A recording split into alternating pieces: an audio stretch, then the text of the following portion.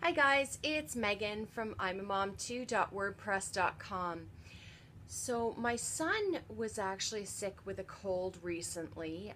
If you follow me on YouTube, you know that a few weeks ago I actually had strep throat. And then just this past week, my son actually came down with a cold. I was so scared at first that it was strep throat, but thankfully it was just a cold. Um, but I wanted to share how difficult it is um, for those of us in the autism community to actually teach how to blow the nose.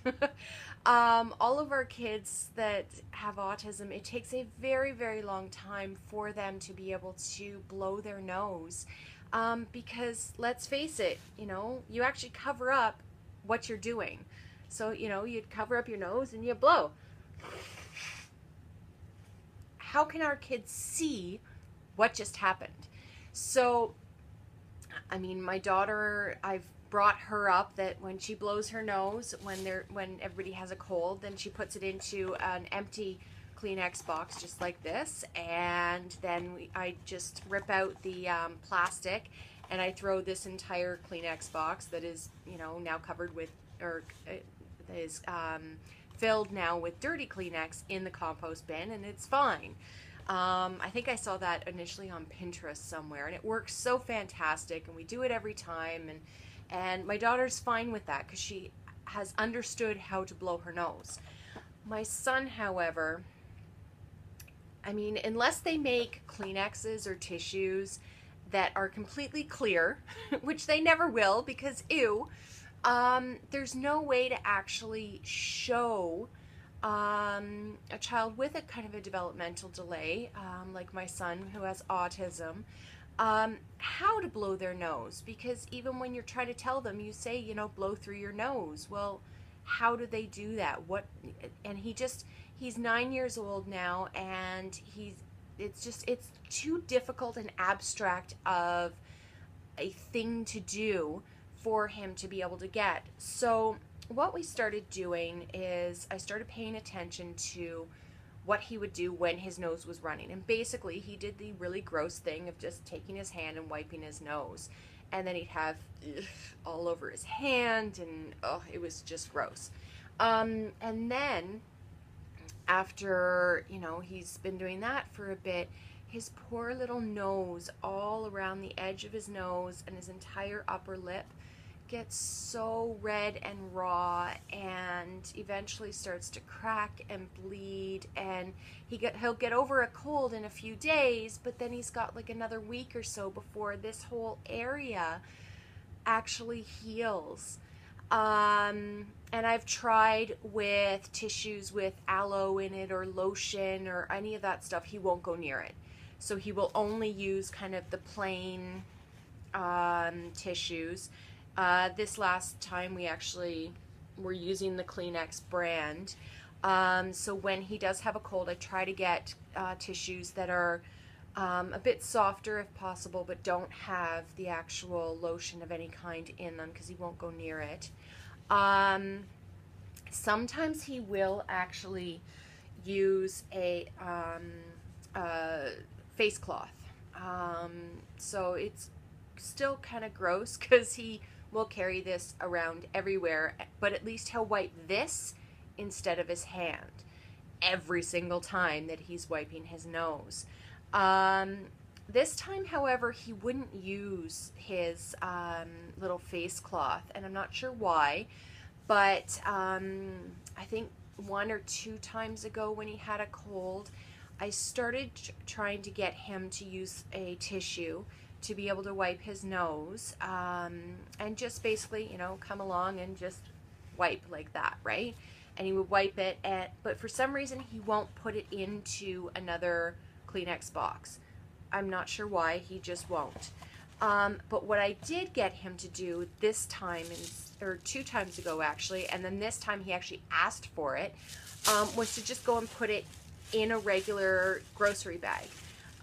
This one just happens to be a Walmart bag. Doesn't matter what type of bag.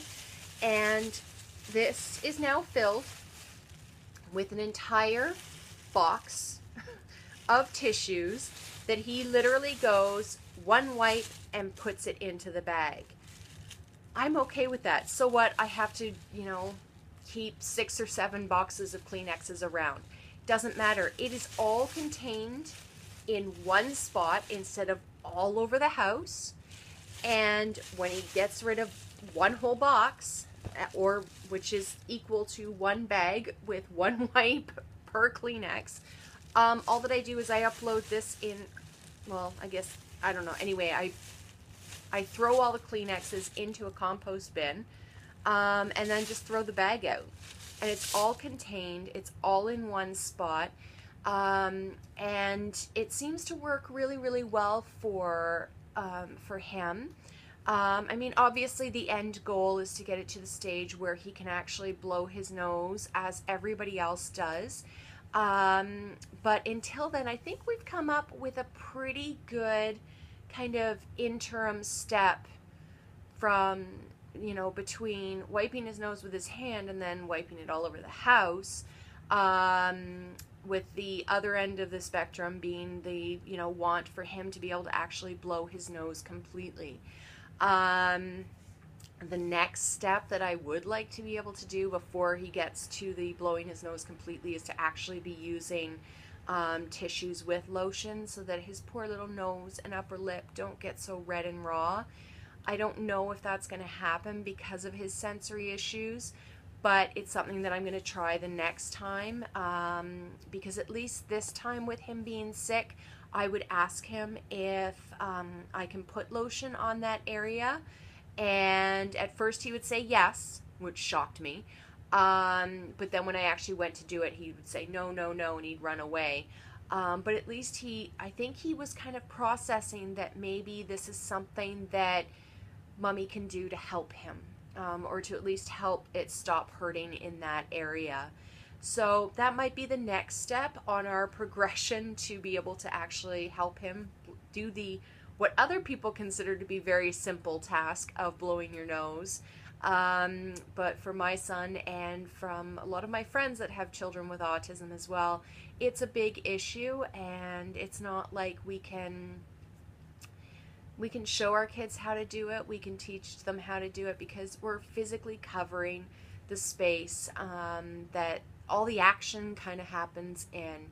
So if you have any suggestions as to how you've taught your child how to blow their nose, please leave them in the comments below. I'm sure many, many others would like to hear those suggestions, but I thought I'd share our kind of interim process of how we're getting from, the horrible wiping with the hand to at least being able to contain all the germs in one spot. Also, while you're down there, be sure to subscribe below as well. Talk to you guys soon. Bye.